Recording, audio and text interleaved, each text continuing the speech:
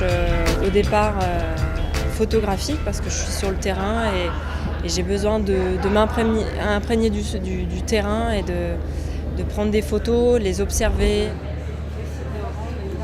Le noir et blanc, par sa sobriété et son côté épuré, permet de proposer mais de ne pas imposer en fait. La couleur a tendance à tout donner, à tout livrer.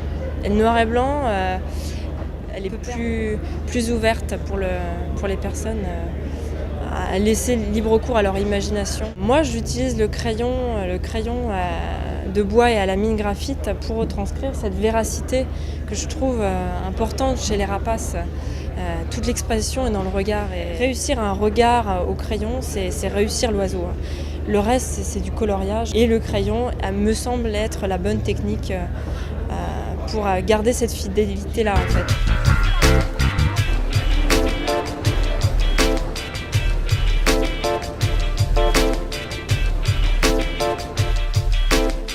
Je suis en fait à ce festival pour présenter une exposition sur la Camargue en collaboration avec Thierry Vezon. Donc on présente cette exposition par amour de la nature, des hôtes qui vivent, donc tout ce qui est oiseaux. C'est pas très loin de chez moi, donc c'est d'abord du repérage. On essaie d'observer, de comprendre un petit peu les mœurs des oiseaux, l'époque où ils vont nicher, où il va y avoir des parades. Et après on se fixe en affût, on se dissimule, on se camoufle et on essaie d'être présent aux bonnes lumières, c'est-à-dire soit tôt le matin, soit en fin de journée. Et après voilà, c'est aussi le hasard et puis la chance, ça joue beaucoup.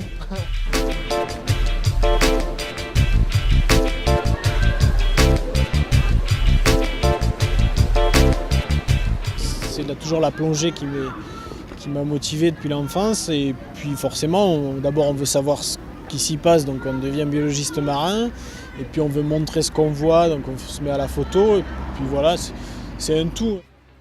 On passe par tous les registres de sentiments possibles, c'est-à-dire de l'excitation, la frustration, l'euphorie, l'angoisse, tout y est dans ce genre d'expédition parce que à la fois l'animal est mythique et on veut le voir et quand on le voit c'est extraordinaire et en même temps tout ce que cela demande d'efforts et de risques pour y parvenir font que voilà on est toujours partagé quand même entre des sentiments de dire est-ce que tout ça a du sens quoi. Dans cette quête de la biodiversité marine, que ce soit le sélacanthe ou autre chose, la difficulté c'est d'y accéder. Une fois qu'on s'est affranchi de ces contraintes du milieu marin, a fortiori des grandes contraintes quand il s'agit de grandes profondeurs, après la biodiversité elle est là et elle vient récompenser tous ces efforts.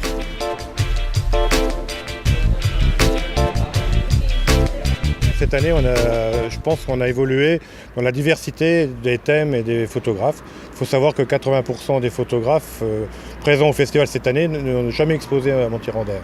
Donc ça, c'est une richesse qu'on essaye de renouveler d'année en année.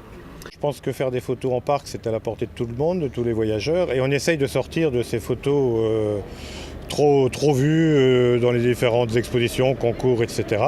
pour s'ouvrir, comme cette année, sur des photos de nuit, des photos de noir et blanc, des photos par un photographe chinois sur les Trois Gorges, sur les photos d'art. Donc on essaye d'évoluer vers d'autres choses que ce qu'on avait au départ de notre festival. C'est un festival à la portée de tout le monde et chaque photographe amateur qui a du talent, qui a envie de montrer des sujets un peu extraordinaires qu'on ne verra pas dans tous les magazines, et pour peu qu'il ait de la qualité, qu'il nous procure de l'émotion, il sera sélectionné à Montier sans aucun doute.